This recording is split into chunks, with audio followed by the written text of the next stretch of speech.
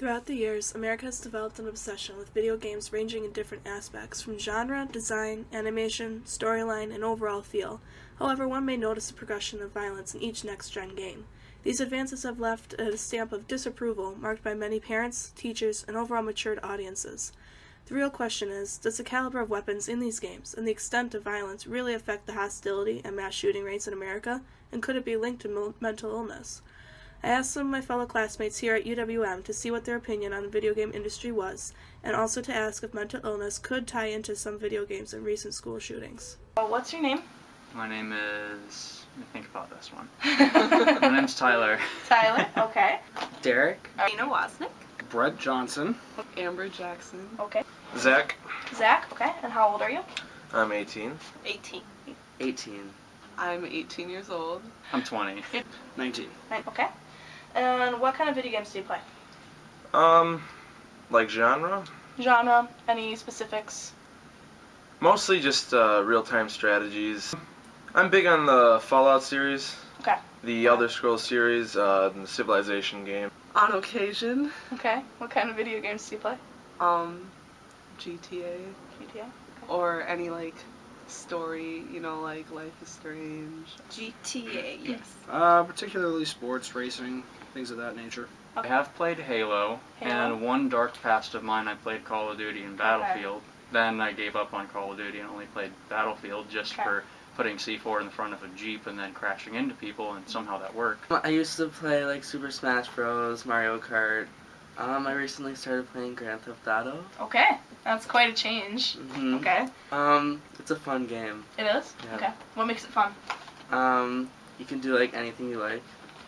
Which What does makes that mean?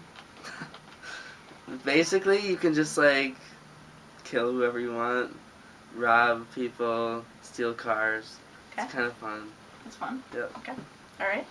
Well, on that note, I'm going to ask you a very loaded question. Do you think the caliber of weapons and like the extent of violence in video games could lead, or could possibly lead to more violence in America? I think it doesn't directly, make people violent, but I feel like it brings out violence.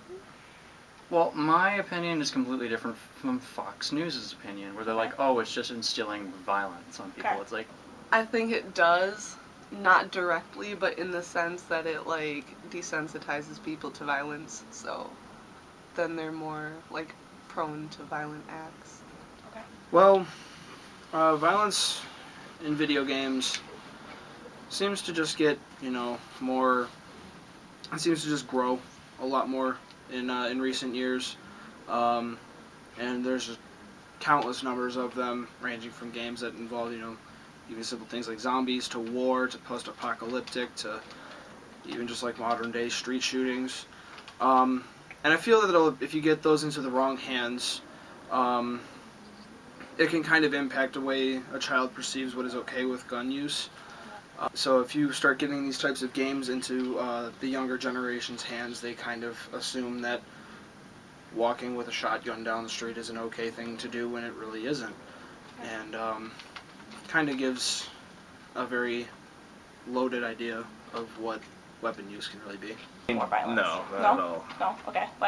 But yeah, I do think that there is no correlation between the two. Okay. Mainly because it's obvious that you're playing a video game. Okay. It's obvious that you're doing this to escape some sort of real-life situation. Okay. That's why they don't make games that are like boring, mundane lives. I do, yeah. You do? Yeah. Okay. And why do you think that?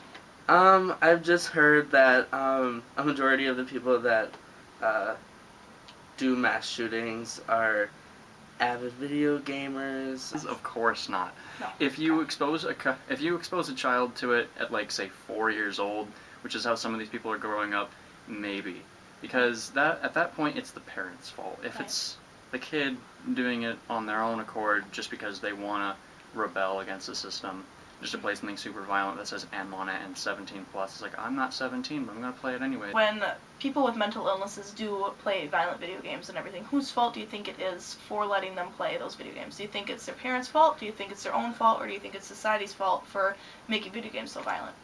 I personally think it's The parents' fault mostly. Okay. I mean, if you know your kids are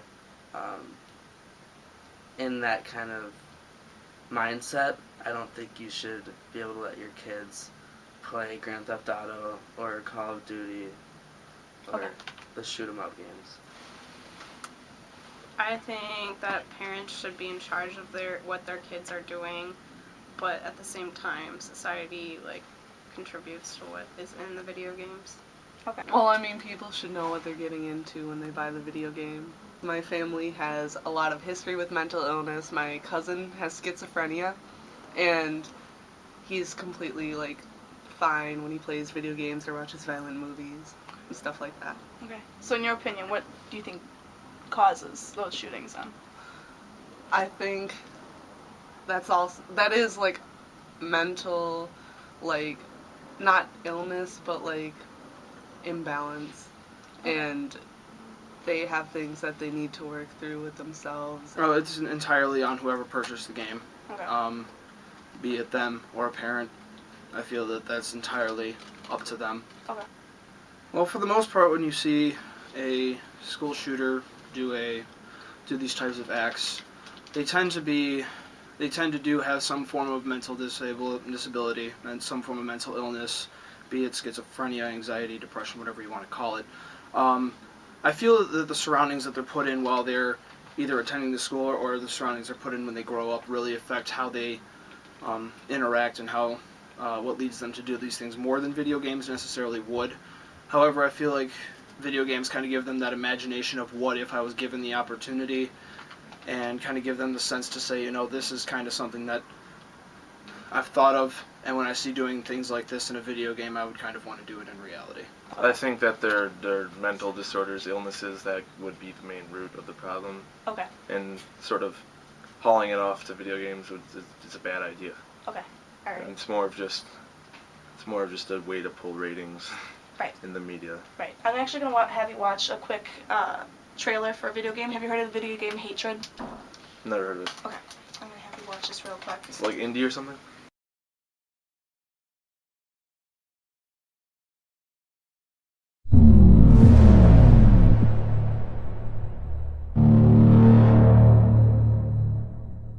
My name is not important. What is important is what I'm going to do. I just fucking hate this world and these human worms feasting on its carcass. My whole life is just cold, bitter hatred. And I always wanted to die violently. This is the time of vengeance, and no life is worth saving. And I will put in the grave as many as I can. It's time for me to kill. And it's time for me to die. My genocide crusade begins here.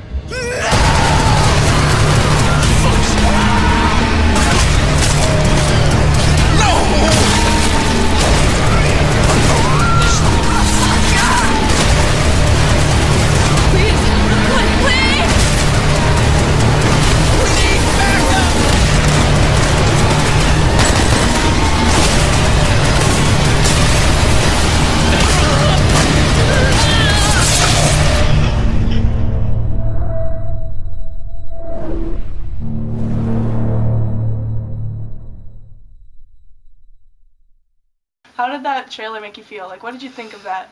I was mostly confused. Yeah, pretty realistic Yeah. depiction of what would normally be people Yep. panicking and screaming. Yeah, the basic reaction is disgust. Okay. But I mean, I realize that it is a video game. The way it's filmed, created, it's isometric. It's just a top-down side-scroller sort of deal. Right. So yeah, I immediately understand it's a video game.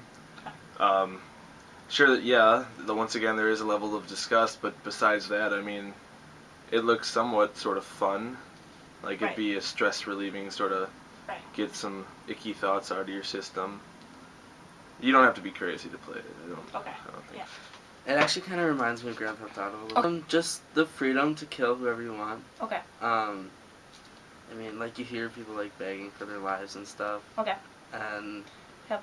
It's really, it resembles GTA a lot. First thing that kind of jumped into my mind watching him kind of load up a weapon and start loading himself up. I don't know if you're aware of the California shooter Elliot Rodger, but it reminded me a lot of him. Just kind of the idea of just aggression against the world and seeking vengeance for the mistreatment people have given them. And honestly, that just looked deranged. I mean, that's just a free-for-all type, just not really any point, not really any story mode, just run around, kill people. The game looked pretty pointless. Like, it was Okay. basically just some guy, like, killing people, and there's no storyline to it, and it's just kind of, like, bad. Did you hear anything that kind of like stood out at all? Or? I mean, like, how he was, like, making killing look like it was for sport or for fun. Okay. I don't know, it seemed kind of pointless as a video game, and I feel like it would contribute to people who aren't in the right place, like, thinking that that's okay. I think just like any other violent video game, it would, again, like, desensitize them to violence, but I don't think it necessarily, like, has a connection with, like, people who are mentally ill. I mean, I can try to gain a perspective through the mind of someone with that, but I have no idea what it's like to have a mental disorder like Okay. that. So Okay. maybe that might be some sort of trigger, or especially a game like that. But from what I've seen and from what I understand, is no, I don't think That's fair. that would happen. It's more of a happy experience playing video games, not a Right. motivating experience. Right. Frankly, this is just the same thing as any zombie apocalypse killer, just minus the whole, oh, we're going to cover up the whole genocide part with zombies. That's Right. just another cover for, let's just kill things that are Right. humanoid shaped. But it doesn't matter. It's pixels. They're not Right. alive. When you were mentally ill, you'd be like, wow, this is actually kind of fun. Why don't I just end it all by doing what he did? Through these interviews, one can see the various opinions that teens, the overall target of the video game industry, hold. What side is correct and what side is not. According to the Pew Internet of American Life project, about 97% of teens play video games, 99% boys and 94% girls. Only about 3/4 of their parents know that their children were playing video games rated M or AO. That leaves about 1/4 of the teens unaccounted for and unsupervised, while they could be playing a game too violent and too mature for their own eyes. Ratings were a thing of the past until the first Mortal Kombat game hit store shelves in 1993. The game quickly received negative reviews and came under scrutiny. According to William Buckley, a journalist for the Wall Street Journal, Nintendo of America eliminated the blood and decapitations from their version. They cited their version as an example of its game content guidelines that prohibit excessive and gratuitous violence from games licensed by Nintendo. However, another gaming company by the name of Sega of America took a different approach. They would give Mortal Kombat a rating based off a panel of reviewers. Thus, they rated the game appropriate for teens, but not for children. Ellen Van Biersik, a director of marketing services for Sega, said, at the time, Mortal Kombat is a teenage product. A game of battling is a teenage theme. To take out the blood doesn't change the theme. However, in 2015, the next-gen version of Mortal Kombat hit shelves, this time with a rating of M for mature.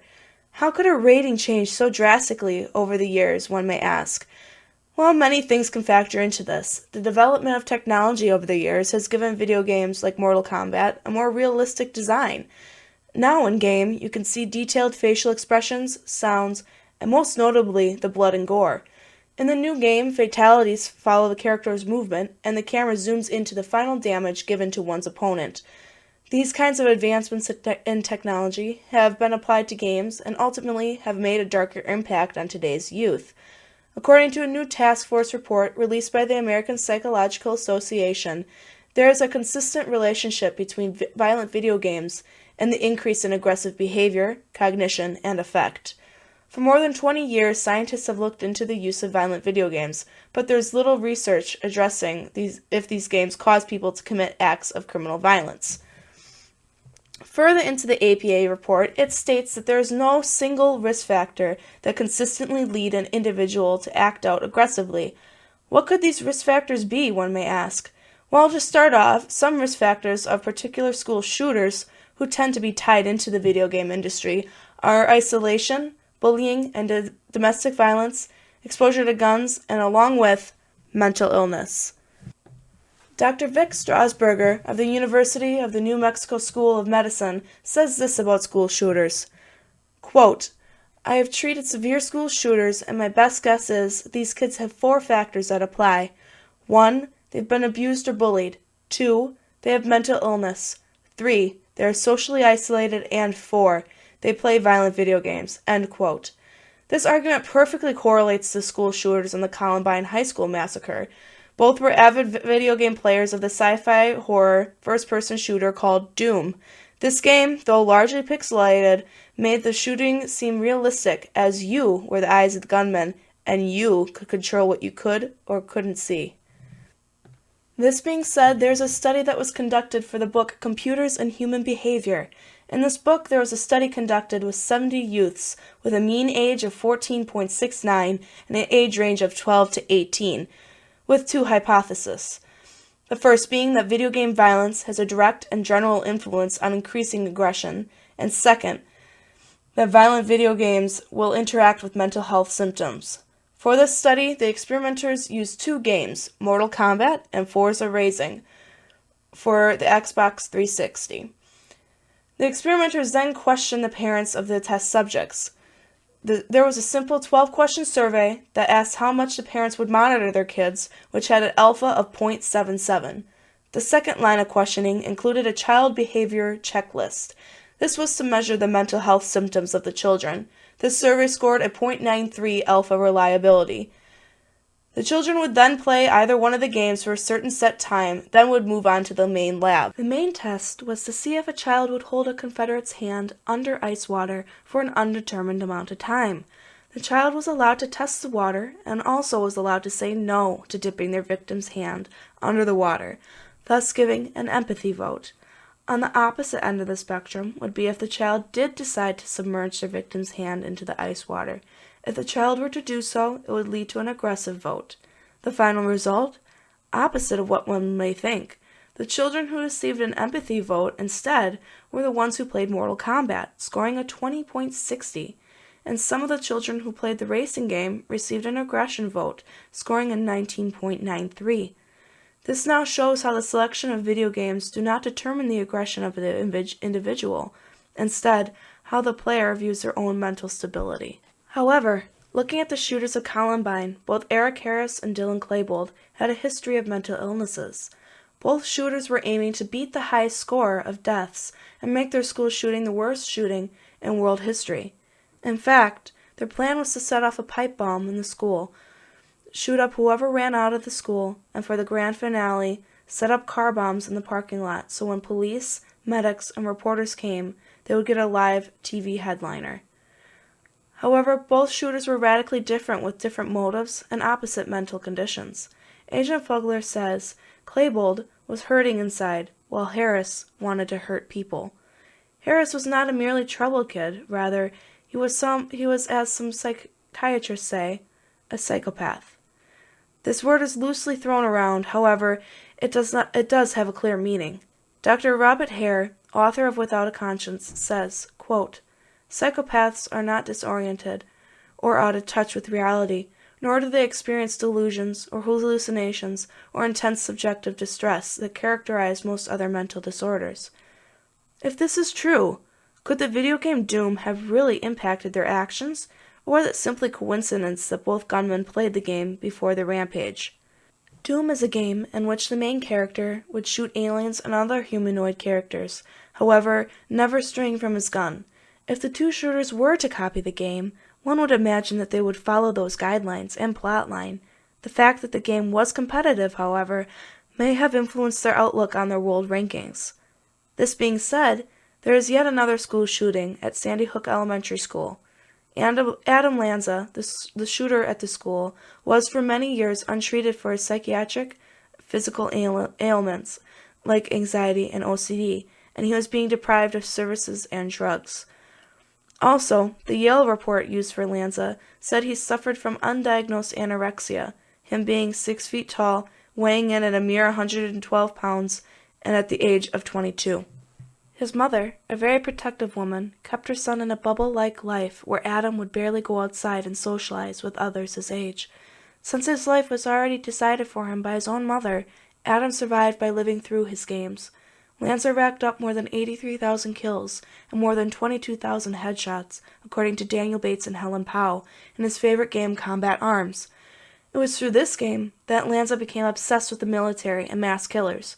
This is when his mother, Nancy, discovered disturbing pictures of mutilated corpses and murdered children under his bed. This according to a close friend, after she told him, in as gentle as terms possible, that he will never become a Marine, that he's just not cut out for it, and that life has something different planned for him. Little did Mrs. Lanza know that something was a lot darker than becoming a Marine. Through this, Mrs. Lanza decided to make a game room for her son, which turned out to resemble more of a military compound with posters of weapons and World War II tanks plastered on the gray walls. This along with the windows, which were covered with black garbage bags, as to give a more isolated feeling. Along with this, Adam would only communicate with his mother through email, thus giving him no socialization.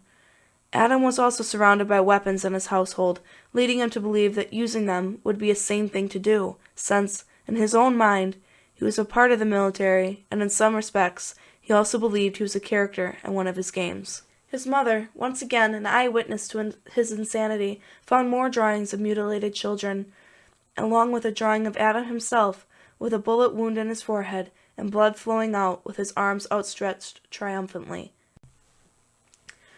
Through this, one could easily conclude that Adam Lanza used his video games as practice for his military outbreak. Though the video games did not directly cause Lanza to act upon his intentions, they did give him means of practice and also gave him ideas as to how he could finish a job so daunting. Isolation, one of the many risk factors of becoming a school shooter, was the main aspect of Lanza's life, which, in turn, desensitized him to the real world, leaving the people around him to look like disposable pixels. Overall, the use of video games alone does not cause an individual to become violent. Rather, the three risk factors do: abuse and history of abuse, mental illness, and the isolation factor. If video games get involved in a person's life who have experienced those factors, one could easily become aggressive and violent. To some degree, the video game industry must find a happy medium, though very much impossible, since games like Mortal Kombat and Doom have the gore factor that many gamers love, and the fact that people purchasing the games may not always know their own mental capability. Those who are predisposed to violence and mental illness, therefore, are prone to being triggered by violent video games, though video games on their own do not cause one to go on a violent shooting spree.